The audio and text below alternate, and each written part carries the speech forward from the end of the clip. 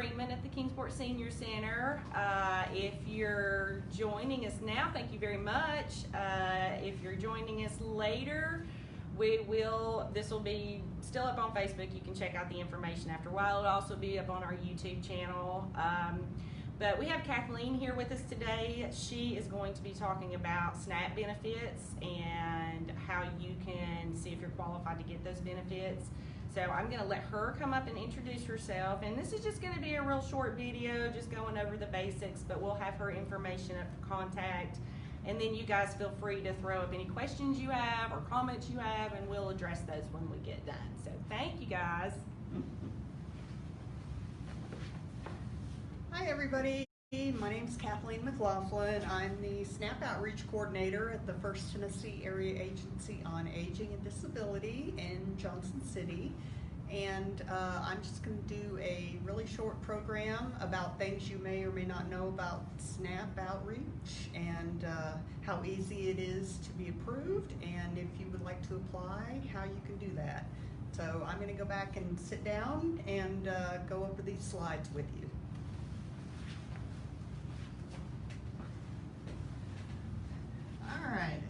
So our program is fairly new. We've been doing this for about 2 years now, and it is done through a grant from the Department of Human Services through the Tennessee Commission on Aging and Disability, and FTAAAD turns around and funnels those funds to us so that we can help older adults apply for SNAP.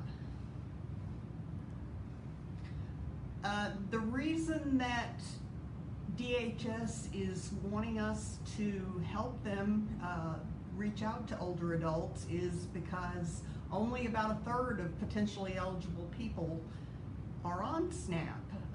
And so that's 2/3 of the people who would likely qualify that are not taking advantage of the program right now. You may know this as its former name, which was food stamps. That name was changed back in 2008 because it had a derogatory meaning, and they thought that that might be inhibiting people from wanting to apply because of that term. So it is now called the Supplemental Nutrition Assistance Program, or SNAP. This is the largest entitlement food security program, and that means that anyone who is eligible will receive the benefits. There's no waiting list. You're not bumping someone else off the program if you take advantage of it. By entitlement, they mean anyone who qualifies will get those benefits. It's funded through the USDA, and it's administered by each state's Department of Human Services. There are over a million participants in Tennessee, and 35% are over age 60. But again, there's a lot of those folks who are probably eligible that are not taking advantage of it. So we could really bump that number up if people who think they might be eligible would consider doing an application and seeing if they would be eligible. Benefits are deposited monthly on a card, and it's used just like a debit card. You have a PIN number and you use it at a grocery checkout line. It is only good for food. You can't use it for paper towels or deodorant or soap or anything like that. But any kind of food, as long as it's not hot, is eligible for use with the EBT card. So this is why SNAP is so important for older adults, and the big reason is that inflation keeps going, and Social Security just has not kept up with that, so people are finding themselves behind the 8 ball more and more. Since 2008, Social Security has only gone up 9%, whereas inflation alone has gone up 11%. Groceries have gone up about 14%, and healthcare, you can see, has gone up about 65%. So anyone on a fixed income is finding themselves with less and less disposable income to pay for food. So there's some special benefits for older adults over age 60. The first one is they are allowed to have a higher amount of funds tucked away, up to $3,500. That could be in savings, stocks, bonds, anything like that. Younger people are only allowed to have $2,500 or less. This does not include your house. It doesn't include one car. It doesn't include other real estate if you're getting income from it. For instance, a family farm or rental property or something like that.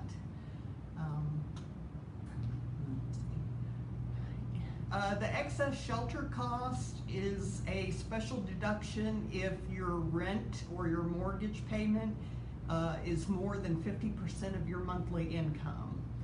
So if that's the case, you might be eligible for a special deduction for that. There's another deduction that I encourage everybody to take advantage of, and that's the excess medical costs deduction. Anything out of pocket that you pay for medical expenses gets deducted right off the top of your income, provided that you can document that. And that's everything from Medicare payments, if you have an Advantage plan or a Part D drug plan, if you pay for prescriptions, anything you pay for dental, vision, hearing, if you're on a special diet by prescription, if you have a service animal, if you buy any kind of assistive technology, you know, if you have to pay for home health aid, or even any outstanding medical bills, whether or not you're making payments on them. So if you can think of it in relation to your medical expenses, that's a deduction, and that really helps people get higher benefits every month. All the DHS interviews are done by phone now, so there is no need for you to ever go into the office if you don't want to.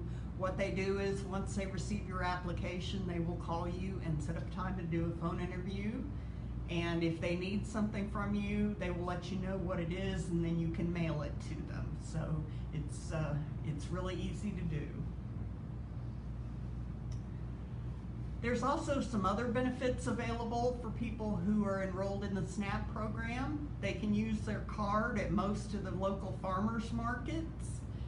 And some markets offer double dollars, which means if you ask them to take $10 off your EBT card, they will give you $20 in tokens to spend. This varies year by year depending on whether the farmers markets can get funding to support this program, but I would encourage everyone to ask if they're at the farmers market and using their SNAP card. They can also use their SNAP card to buy vegetable seeds or seedlings. It can't be flower seeds or seedlings, but if it's meant to grow food, you can use your card for that. Let's see. If you don't spend all your monthly benefits every month, you don't have to worry about it. They can accrue on your card for up to a year. So I've talked to several people who like to let them sit there and then use them for a Thanksgiving dinner or a Christmas dinner or a big birthday party, something where they're going to have to buy a lot of food at one time. There is a brand new benefit based on what we're going through with COVID-19. They have approved using the SNAP EBT card for online grocery orders through Walmart and Amazon.com. So if you order groceries through either of those companies, you can use your SNAP card there. And finally, there's a couple of other related programs. AT&T has a $10 a month internet program, assuming that you live somewhere where they can hook up to, and there's no installation fee and no contract. There's also free cell phones and plans available once you're approved for SNAP. So both of those can really help save you money on other things besides your food. Real quick, some common concerns that I hear a lot. $16 is all I'll receive. That is the minimum amount that anyone can receive. However, the average monthly benefit for older households is much higher generally. You're not taking any money away from families with children, again, because this is an entitlement program, so if you qualify, you will receive benefits. Even if every single person in the country qualified, they would make the money available to pay for those benefits for everybody. I hear some people say they're embarrassed to take government handouts. It's not a handout, actually. It's funded through taxes that you've paid your whole life. So it's more taking advantage of money that you've already paid in, and you should absolutely not feel embarrassed to access those funds. The application's too long and complicated. It does have very small type on it, and there's a lot of information on the front and back of a paper application, but it doesn't all have to be filled out. They use that application for a couple of different programs. So really it's 9 questions and a signature, and that's what I'm here for, is to help you with that application and make it so you don't have to wade through it in person and figure out what you're supposed to put down in which spot. So I can meet in person with folks, we can do it online or over the phone. Try to make it just as easy as possible to get that application done. Technically, if you wanted to send in an application to DHS, all they need to get started is your signature and your contact information. But things go quicker if we can do the whole application at one time. If people don't want their friends, family, or neighbors to know that they're on SNAP, there is no need for that. Again, those interviews are done by phone, so you never have to go into the DHS office if you don't want to. The EBT SNAP card looks like a bank card. It's got a magnetic strip on it, and you use it at the cash register just like a bank card. And you can also authorize other people to use that card for you if you're unable to go to the grocery store. So in order to spread the word about this, I'm just asking everybody, you may not be interested in SNAP for yourselves, but I bet you probably know a friend, neighbor, family member, somebody who might be interested in this or could use the assistance. The more people that we can get signed up, not only do they have more income to spend on other things because they've got money on the SNAP card to pay for their groceries, but it actually helps our economy here locally too. That's more money going to grocery stores, and it's more money going to farmers markets and therefore to farmers. So it really benefits the whole community when people use SNAP to pay for groceries. And again, if you've got a SNAP card to spend money for groceries on, then that just frees up your available money on other things, so medications, anything like that. And so again, my contact information is right here. 423-722-5093 is my direct line.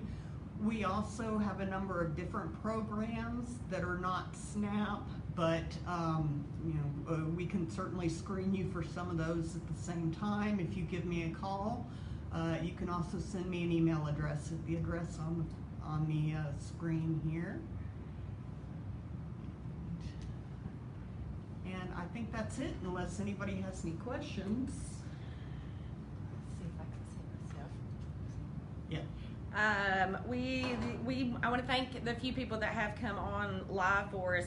We do have one question. If you have the numbers with you, somebody asked what the income level is, or what's the income to be eligible. After all the deductions are taken, and you know, there's a lot of deductions that most people will get. One person needs to be about $1,000 a month, or about $1,400 for two people. But there is a standard $157 deduction. Plus, if people are paying one or more utilities, then that's another $350 deduction. So between those two, that's about $500 right off the top of the income. So I hate to tell people what the cutoff is, because there are so many deductions available. Yeah, so what I'm taking away is the answer is call her and apply. Yeah. Because you don't know at this point, like she's talking about, you get deductions for medical. So give her a call, fill out an application. It's not going to hurt anything. So exactly. Anybody else watching have any questions? Even if you do, once again, you can always look back at this and get her phone number. Call me. My office number is 343-9713. I can get you in touch with her. I'm here all the time. You guys know that. So yeah, just holler at me. If you lose her number, I'll get you in touch with her. But definitely, guys, if you're needing some food, if you're needing some help, let's get in touch with her and see if we can't get you straightened out. I'm looking to see if anybody has any other questions. I don't see anything. But yeah, like I said, if you come up with a question, call me, call her. I want to thank you very much for coming and for asking. Giving this information. It's really, really helpful. And we will see you guys soon. Thank you so much. Have a good day. Thanks.